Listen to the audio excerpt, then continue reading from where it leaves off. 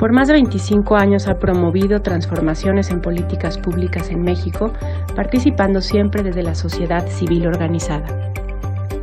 Politóloga egresada del ITAM, es presidenta del Consejo de la Escuela de Ciencias Sociales y Gobierno del Tecnológico de Monterrey.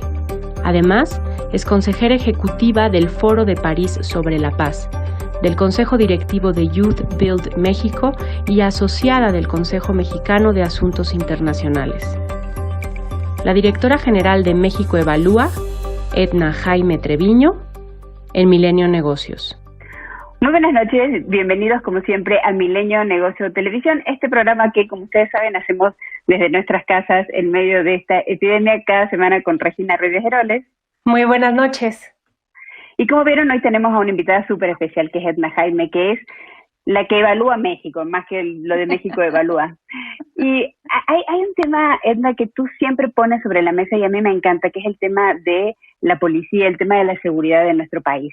Y hemos sido testigos justamente en medio de esta epidemia, no sé si por cuestiones de tensión o parte de este fenómeno, de situaciones muy desafortunadas, sin ir más lejos del caso de George Floyd en Estados Unidos, pero más cerca, el caso de Giovanni en Jalisco o el caso de Alexander hace muy pocos días en Guerrero. ¿Qué está pasando con el gobierno y el uso de la fuerza pública, no solamente durante la epidemia, sino antes de la epidemia?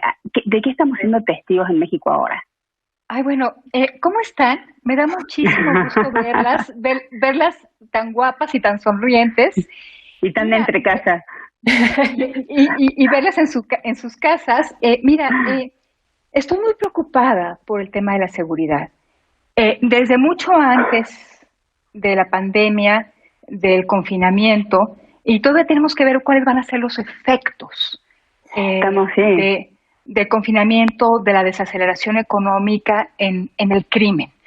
Lo único que les puedo decir por ahora es que la violencia contra las mujeres se ha incrementado de una manera muy dramática. Y bueno, y tenemos la visibilización, porque la verdad es que en este país el abuso policial pues es sistemático. El caso de Giovanni, el caso de Alexander, pero pues realmente nuestros policías no están bien entrenados para hacer un uso regulado de la fuerza. De hecho, no teníamos hasta el 2019 una ley nacional para el uso de la fuerza. No, parece mentira. Que no es otra cosa que establecer los parámetros, la regulación con la que los elementos de seguridad o aquellos que tienen el uso legítimo de la fuerza, cuáles son los parámetros con las que pueden usarlo.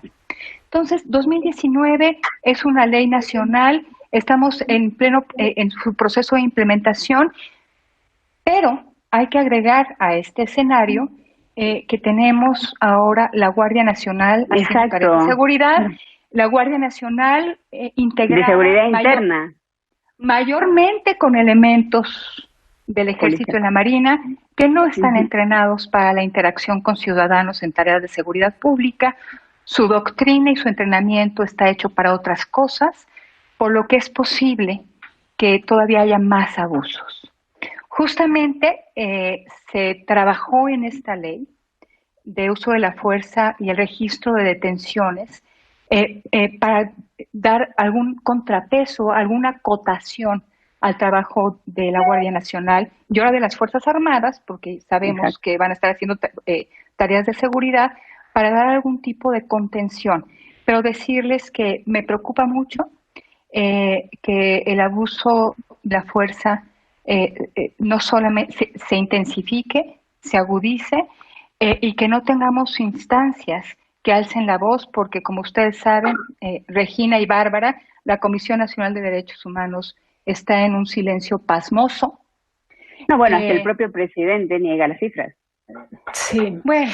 Pero me preocupa mucho esta parte que mencionas al inicio, justo la violencia contra la mujer, y hacia ahí va un poco mi pregunta, porque ahora en esta circunstancia, todavía en un confinamiento, tratando de regresar a la nueva normalidad o en el proceso en el que estemos, el hogar no es un lugar seguro para las mujeres. Entonces, ¿qué están viendo en esta ecuación de la parte de violencia de género, el hogar y el trabajo que se puede hacer o no se está haciendo desde el gobierno?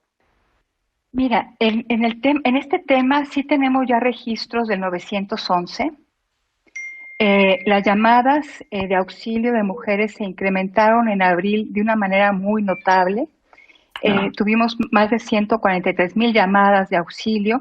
La Ciudad de México, eh, afortunadamente tenemos mejor información en la Ciudad de México. Locatel tiene una línea dedicada para mujeres y la Agencia de Innovación Pública hizo públicas las bases de datos, las analizamos. Entonces, muy interesante. Ha habido incrementos en mayo, 210% más de llamadas de auxilio. Wow. Interesante porque a través de esta información podemos reconocer dónde están las alcaldías, las colonias con más llamadas. Entonces, creo que instrumentos de política pública se pueden generar si tenemos evidencia suficiente, si no negamos que existe el problema Claro. y si desplegamos las capacidades institucionales para darle una atención integral. Entonces, y acá me vuelve un tema que charlamos contigo en la última entrevista, Edna, que era sobre entender como las esferas donde ocurren estas cosas, sí. ¿no? Siento que esta epidemia se ha hecho desde el punto de vista federal, nacional, de un solo brochazo a todo el país, parejo para todos, cuando hay situaciones muy diferentes de cuestiones sociales, cuestiones socioeconómicas, cuestiones de hasta culturales, en la frontera, en el norte, en los estados del sur, en municipios particulares dentro de la Ciudad de México. Hay ahora justamente esta pelea entre el gobierno federal y los gobiernos estatales, hasta por los semáforos. O sea, ¿cómo se logra armonizar eso? Que ya desde el inicio, desde la política pública, no hay un discurso que sea a favor de la gente que vive en cada lugar. Mira, Bárbara, yo pienso que el gobierno federal está ausente en algunos temas centrales. Violencia contra las mujeres. Tenemos a la CONAVIM, esta pues, agencia pública. O en mujeres, sí. O en mujeres, pero pues realmente tienen muy poquito presupuesto, no tienen el peso político para influir en las decisiones y creo que sí se está generando un vacío. Y creo que en ese vacío los gobiernos locales, los alcaldes, los gobernadores, pues tienen la responsabilidad de asumir los problemas. Lo veo clarísimo. Veo que ante la ausencia de políticas contundentes del gobierno federal en el tema de violencia contra las mujeres, pero en muchos otros, pues los gobiernos estatales van a tener que salir al quite. Ojalá y que ahí encontremos los liderazgos para que pues asuman la responsabilidad en una coyuntura tan difícil. Entonces, el tema son los recursos. Bueno, y a eso iba. Es que era algo que sí. O sea, somos el único país del mundo que ha decidido hacer frente a la pandemia con un plan de austeridad y de recortes. Sí. ¿Cuáles son los efectos que vamos a ver a mediano plazo de haber tomado una crisis absolutamente sin precedentes, haciendo recortes y quitando presupuesto? Pues yo creo que vamos a tener mucho dolor.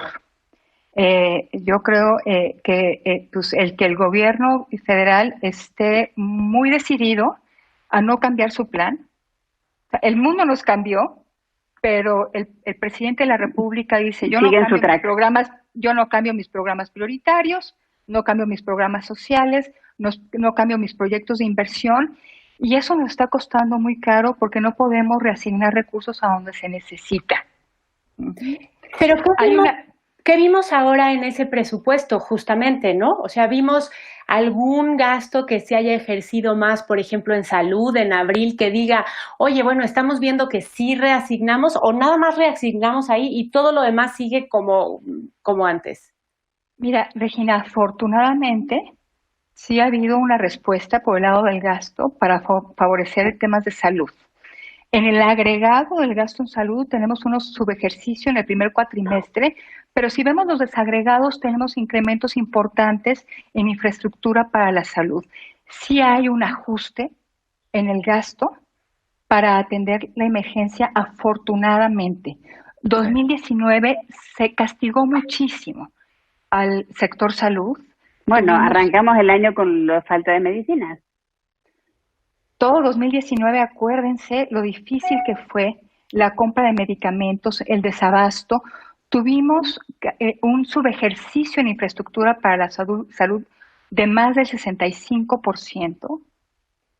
Entonces nos agarró muy vulnerables. Afortunadamente ya vemos que hay un esfuerzo por llevar más dinero al tema de la salud. Y estamos viendo que necesariamente tenía que haber este movimiento de recursos para atender la pandemia. Ahora, sí empezamos a ver los signos, ya las huellas de la pandemia en las finanzas públicas. A ver, por ejemplo. ¿Dónde?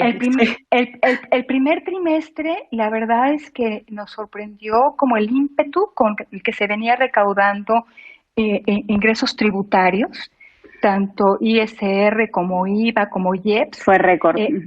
Muy bien, pero ya sentimos el llegue de la crisis. Ya los ingresos tributarios, sobre todo el ISR, tuvieron un decremento importante respecto a lo programado. En el ISR 10% menos de lo que estaba programado para abril. Entonces, eventualmente la realidad nos va a alcanzar. Esto es grave. Ya abril sentimos el primer golpe. Los ingresos petroleros están pues por los suelos. Nunca la participación de los ingresos petroleros había sido tan baja dentro de la composición de los ingresos. Esto no creo que cambie en un futuro cercano. Entonces, eventualmente vamos a tener que confrontarnos con la realidad de que ya nos comimos todo lo que nos podíamos comer de capital.